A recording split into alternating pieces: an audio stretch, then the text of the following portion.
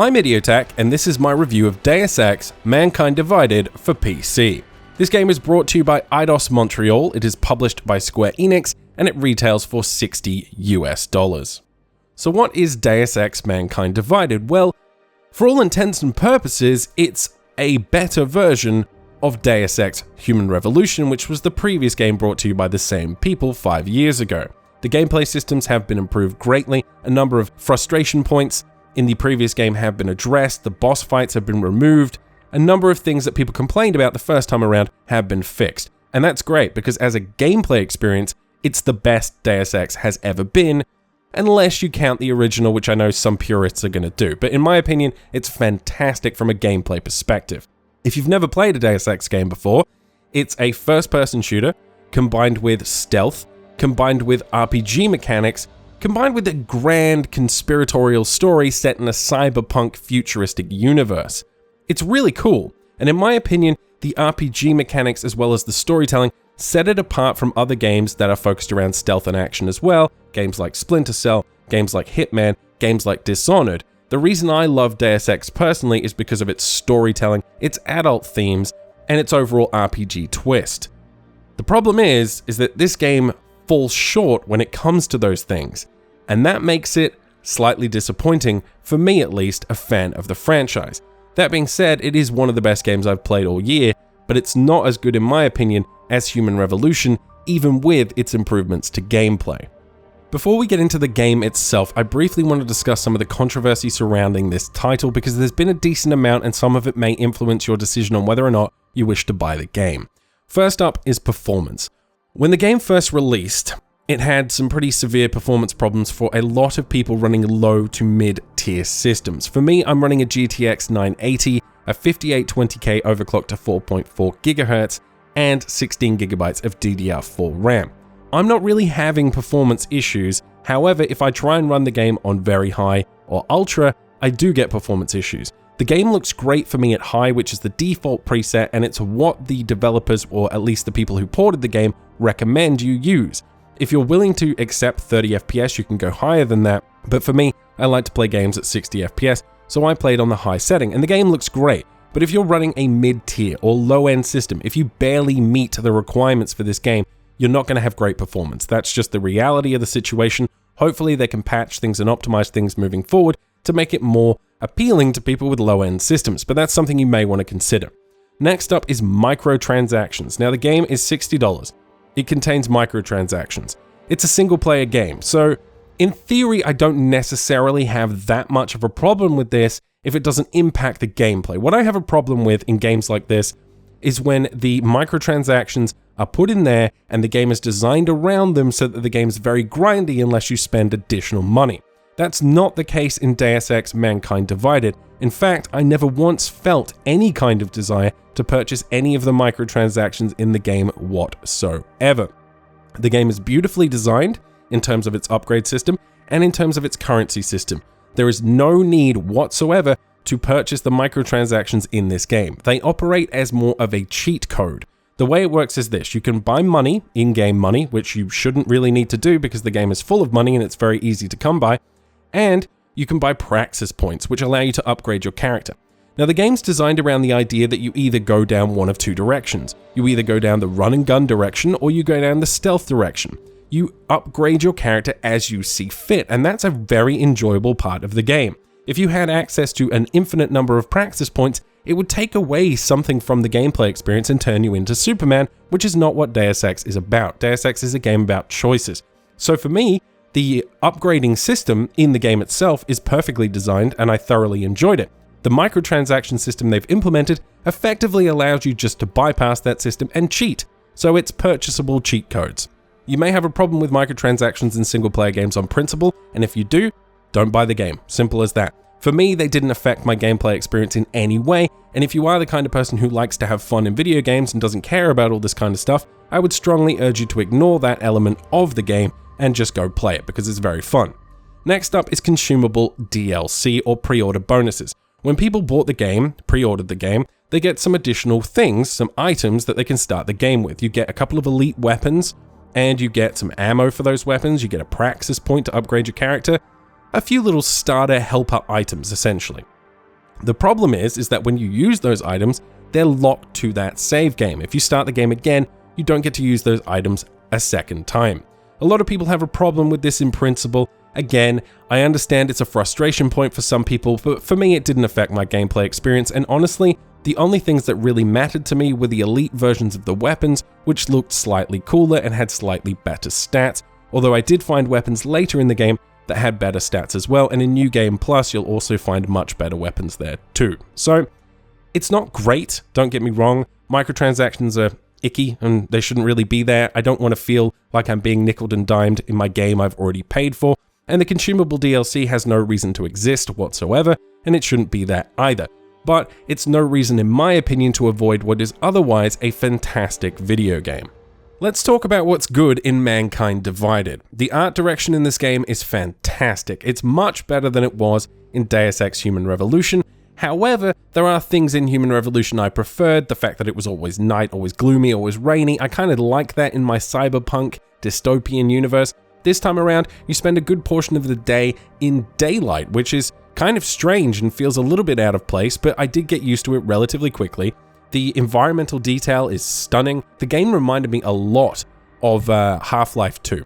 When you first go into the game, that sense of oppression you feel, the fact that you're in a dystopian, futuristic environment where you're not important. Now, the only problem with that, from a gameplay perspective, is that you're playing as Adam Jensen, who's this cyberpunk, futuristic RoboCop dude.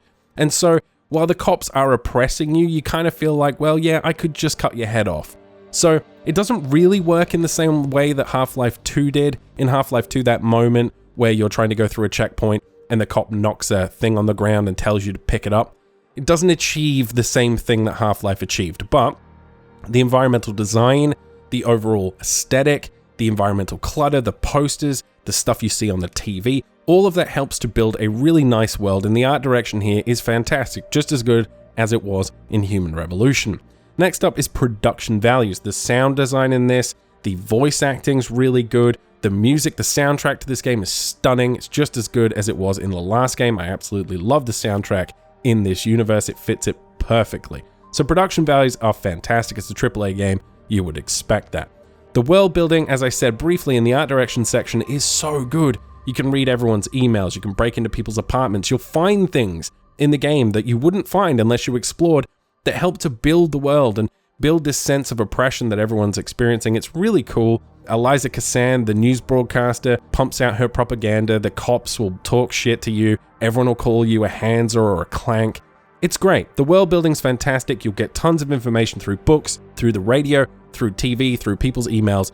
If you want additional lore, you can go seeking for it and you'll find it in abundance. The world building in this game is fantastic. Next up is level design. This is one of the best parts of Deus Ex, any Deus Ex game. There are multiple ways to approach each level. If you have to get into a room, you can find a million ways almost to get into that room. It's crazy. There might be a thing blocking your way, and if you have a certain augmented ability, you can pick that thing up and move it out of the way.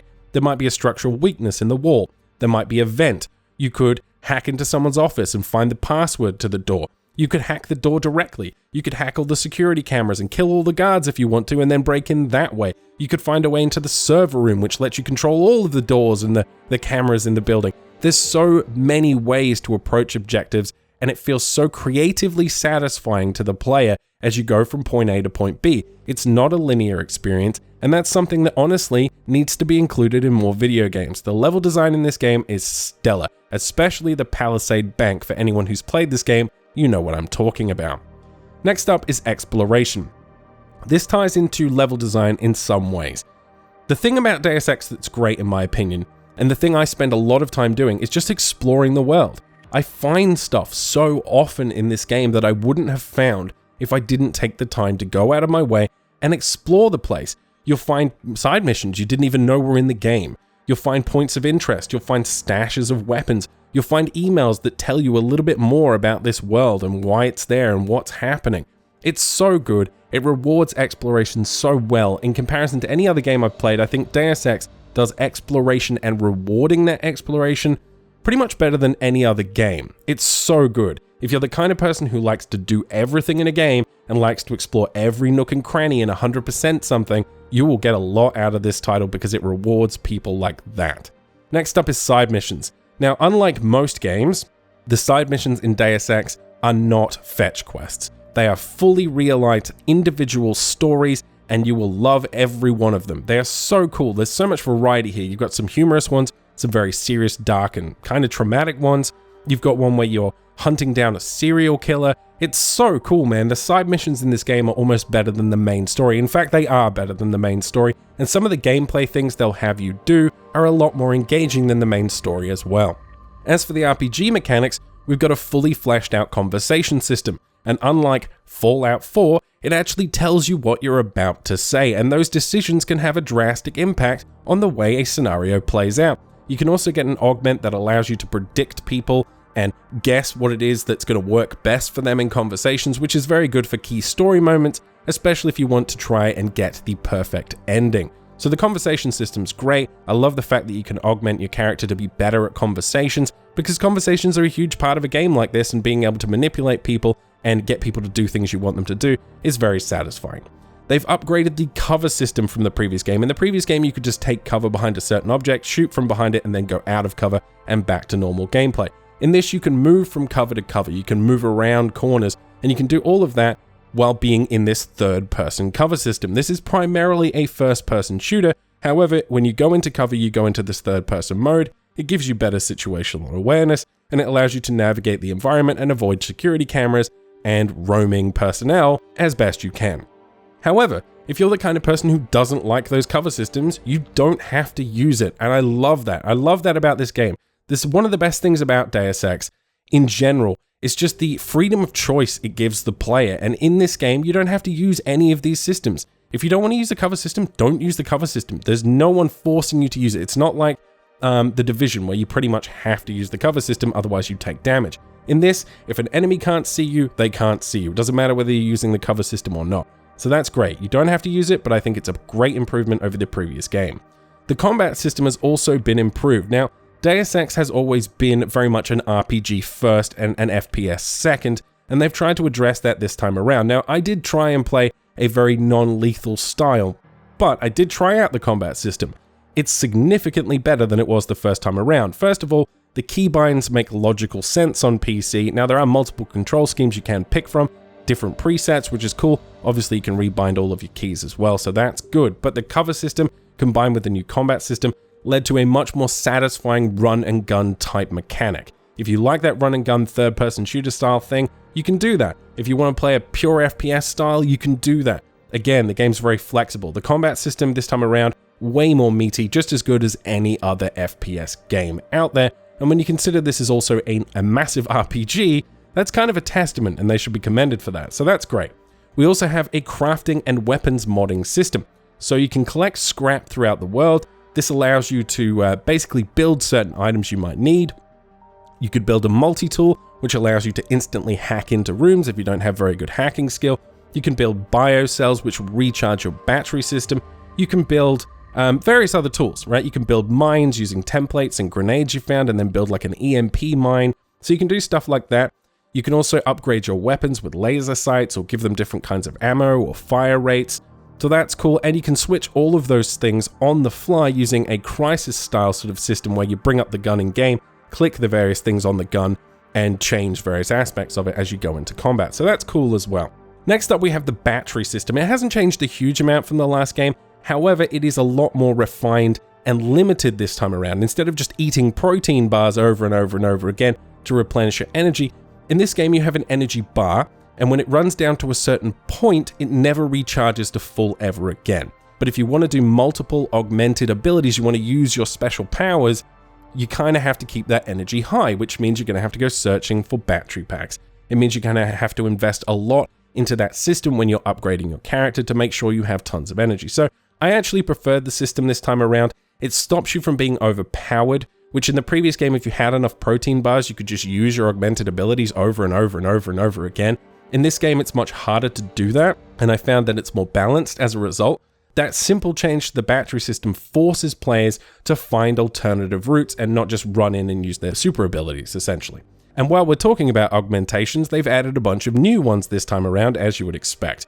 We've got this neodymium armor, I think it's called, which will essentially make you invulnerable for a period of time.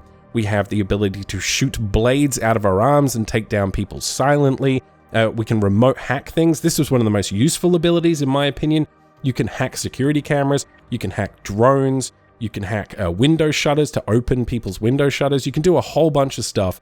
And I found the remote hacking tool particularly useful. But this time around, we have a bunch of new augmentations, and for the most part, they're very useful. Next thing I want to talk about is replay value. This game has so much fucking replay value, it's unbelievable. I played for 45 hours. I thought I'd beaten the entire game. Apparently not, because as soon as I went and watched someone else play the game, I realized I missed a bunch of really cool side missions that I didn't even know were in the game. And finding some of those side missions is actually very challenging, and again, part of the whole reward for exploration I was talking about earlier. So there's a ton of side missions to do. There's a ton of replay value in the sense that you can go through and augment your character in a different way. You can make different decisions during the main story, which will affect the overall outcome of the game. Again, this is an RPG and choices matter in an RPG, and in this one, they matter very much. So there's a decent amount of replay value here. We also have a system called Jensen Stories, which is effectively a platform for future DLC, but you do get one initially, and it feels a lot more like Hitman. They give you a level and they say, get from point A to point B, solve whatever it is you have to solve, and do it in your way. And you can play that through multiple different ways, multiple different times, and you don't necessarily have to worry about affecting your non-lethal playthrough in the main story mission. So I went in there and used a bunch of guns on one time I played through there. I went through stealth.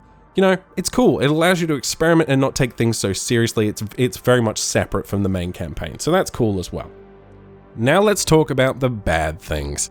First up, and this is the biggest disappointment for me, is the story. The single-player main campaign story in this game feels very bog standard.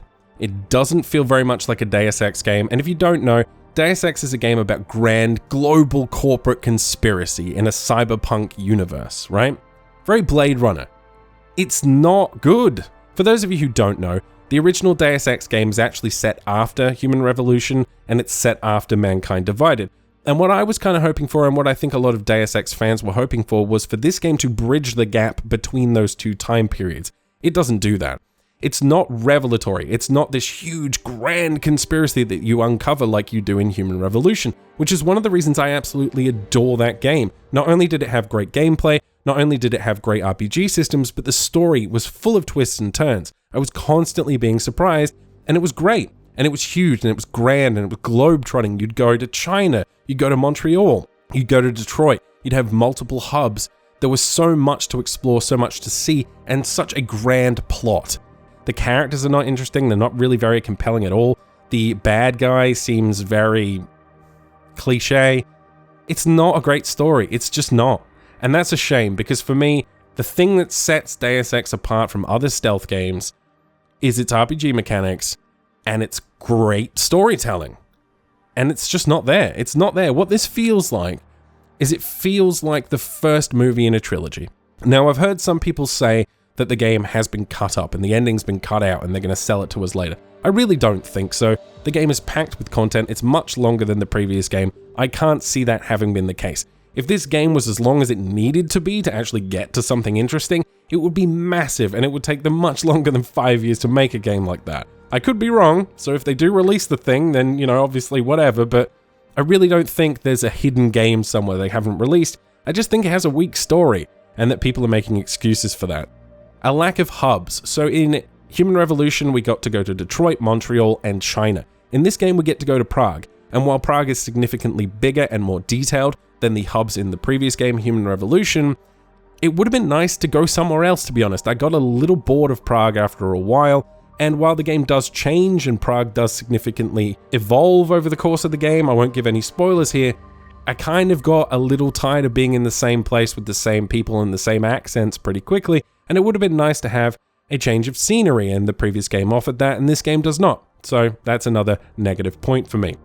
Another minor complaint I have is the takedown cutscenes. So basically, if you walk up behind someone and use a takedown method, whether it be lethal or non-lethal, it cuts to black for a second, then cuts into a pre-rendered animation of you taking down the guy, and then that's it, and then it goes back to gameplay. I don't see why that needs to be there. It interrupts gameplay, it takes too long, and after a while, it makes you almost not want to do takedowns anymore, which is a very effective way of playing the game. So just a minor niggle, but I don't see why that had to be a cutscene.